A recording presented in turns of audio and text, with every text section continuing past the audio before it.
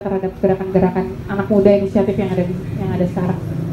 Tapi sebelum itu ya, model-model kerelawanan ini itu kalau kita kembangkan itu bisa juga menjadi alat sarana pencegahan terhadap bahaya narkoba.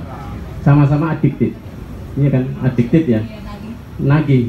Jadi ini teman-teman, ini adalah sesuatu yang manusiawi yang apa ya? Kalau kita melakukan sekali, itu pingin lagi. Lihat fenomena ini pingin lagi. Dan orang yang sudah terjebur sini, dia susah untuk lepas. Dia mau kerja di profesi apapun. Saya misalnya ya, karena terbiasa dari dulu begitu juga, walaupun sekarang misalnya di pemerintahan dengan birokrasi yang ketat begitu, nggak bisa juga meninggalkan hal begitu. Jadi ini adiktif. Nah, potensi ini sebenarnya besar. Potensi ini besar. Nah,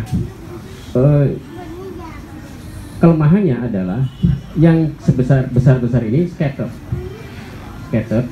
karena scatter dan kemudian bahkan kadang tidak komunikasi satu sama lain, akhirnya itu menjadi sesuatu yang bagus tapi dampaknya lokal, misalnya di Tangerang, Jakarta, lokal. Nah, satu sisi ada pemerintah yang sebenarnya punya resources yang sangat besar.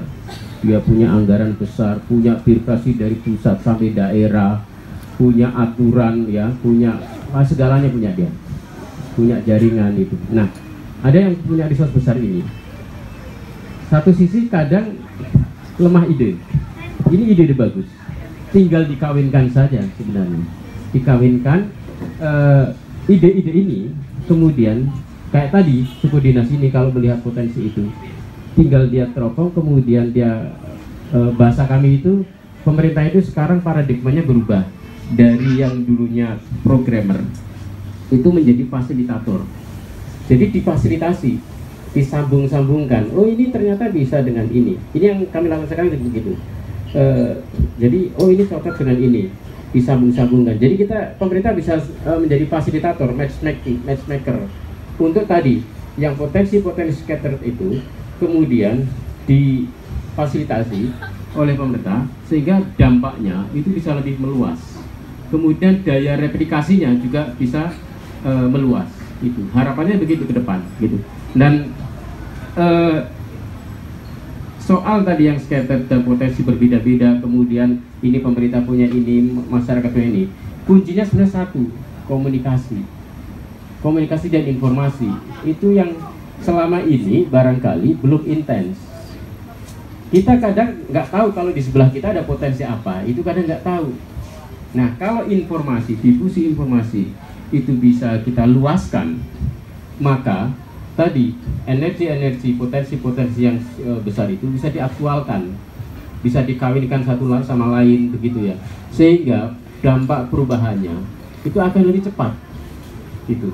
Nah, pemerintah itu memang idealnya melihat tadi ya, seperti helikopter view itu, mapping, lalu kemudian oh ini perlu dikasih ini yang ini perlu begini, ini yang sebagainya begitu. Harapannya begitu. Dan komunikasi antara teman-teman yang di lapangan yang kemudian aktif daerah-daerah itu juga harus mulai diproaktifkan juga. Karena sebenarnya kalau kita mau lihat, pemerintah juga sudah mulai berubah pelan-pelan ya, mindset paradigmanya udah mulai berubah. Nah, sehingga nanti harapannya ada titik temu di tengah begitu. Iya Mas, berarti kalau melihat apa yang Mas Ben sampaikan kan, kita lihat ternyata Kemendikbud sendiri Mas, khususnya kan punya program juga kalau nggak salah guru garis depan. Nah, itu mungkin bisa cerita sedikit Mas, kan itu mungkin kaitannya juga dengan gerakan-gerakan anak muda mengajar di daerah. Iya, banyak guru garis depan, ada nanti sekolah garis depan, ada belajar bersama mentor, ada belajar bersama maestro, macam-macam banyak. Nah, contoh guru garis depan itu sebenarnya ingin leverage dari gagasan teman yang dulu waktu kami ketika di luar gitu ya, mengirimkan teman-teman ke daerah itu skalanya dibesar karena tadi sumber daya pemerintah itu kan besar, dan tidak hanya pemerintah pusat, karena sesungguhnya si guru-guru garis depan ini nanti jadi guru untuk pemerintah daerah setempat. Pendidikan ini otonomi, jadi jangan salah, pemerintah pun ada pemerintah pusat dan pemerintah daerah. Ini yang juga harus kita eratkan komunikasinya sehingga tidak ini ke sini, ini ke sana gitu ya, harus selaras. Nah, guru garis depan itu begitu. Jadi guru garis depan kalau tidak ada keinginan political will dari pemerintah daerah terhadap ini nggak akan terlaksana juga. Sehingga kemarin belum lama MOU antara Kemdikbud dengan sekitar hampir 100 kabupaten kota sebagai pelaksana. Kalau tahun lalu baru 800-an, ini nanti yang akan dikirim sekitar 3.000 orang. Dan sangatlah itu seumur hidup. Seumur hidup. Jadi ini naik satu step lagi. Kalau dulu kita ngirim setahun, ada yang 3 tahun, SM3T. Ini seumur hidup. Nah, jadi sebenarnya dalam satu sisi ini sebuah hasil dari pengalaman panjang, tapi exercise baru juga. Berani nggak seumur hidup. Dan nyatanya banyak yang minat. Tadi teman-teman lihat ya banyak. Sampai kemudian di situ ada yang cinta bersemi, ada yang bawa anak gitu ya. Di situ menegaskan lagi bahwa memang komitmen untuk di sananya, dan skema-skemanya tentu ada skema-skema yang insentif yang kemudian membuat para teman-teman ini itu yakin bahwa dia memang bisa seumur hidup di sana dan bisa menjadi pendorong kemajuan di situ gitu. Nah, kelemahan kami dulu di pemerintah itu yang namanya insentif itu selalu identik dengan material, sertifikasi atau dikasih kendaraan atau dikasih rumah gitu. Padahal sesungguhnya teman-teman ini tadi perasaan yang sama ingin merubah negeri ini itu kadang soal material ini ya tetap butuh, tetapi bukan sesuatu yang utama gitu. Hal-hal lain itu lebih menyentuh, makanya kita variasinya lebih banyak. Misalnya nanti setelah sekian tahun dia akan beasiswa sekolah di mana gitu ya, atau dia akan exchange. Sekarang ada exchange mengajar, jadi bukan beasiswa sekolah tapi guru dari Indonesia ngajar di Australia selama 14 minggu. Di sana juga ditukar ke tempat dia, sama kepala sekolah juga begitu. Nah, ini yang justru memungkinkan terjadinya difusi ilmu pengetahuan, transfer satu sama lain, itu yang akan membekali dia.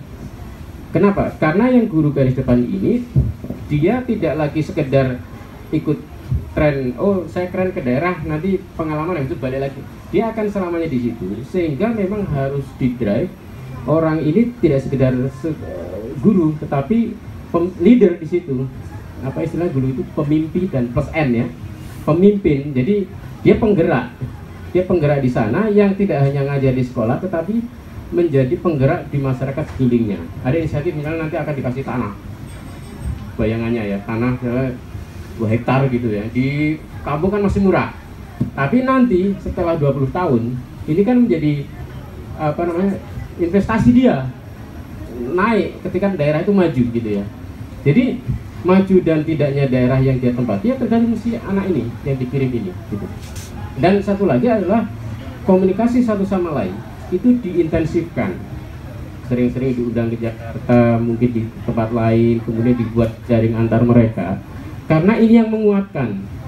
Ketika komunikasi dalam situasi misalnya teman-teman tinggal daerah terpencil, ya, kita ubah bahasanya sekarang menjadi garis depan, tapi daerah terpencil, kemudian komunikasi mampat, wah kesepian sekali dan ngenes. Makanya harus dijembatani proses komunikasinya itu, sehingga satu sisi untuk tadi mewadahi apa namanya agar kesepian itu, sisi lain adalah untuk sama-sama kapasitasnya terus berkembang. Karena saling tukar menukar informasi dan pengetahuan satu sama lain, dan dibuat selalu eksklusif gitu. Iya, terima kasih, menarik sekali dari pembicaraan teman-teman kita depan. Mungkin saya mau nanya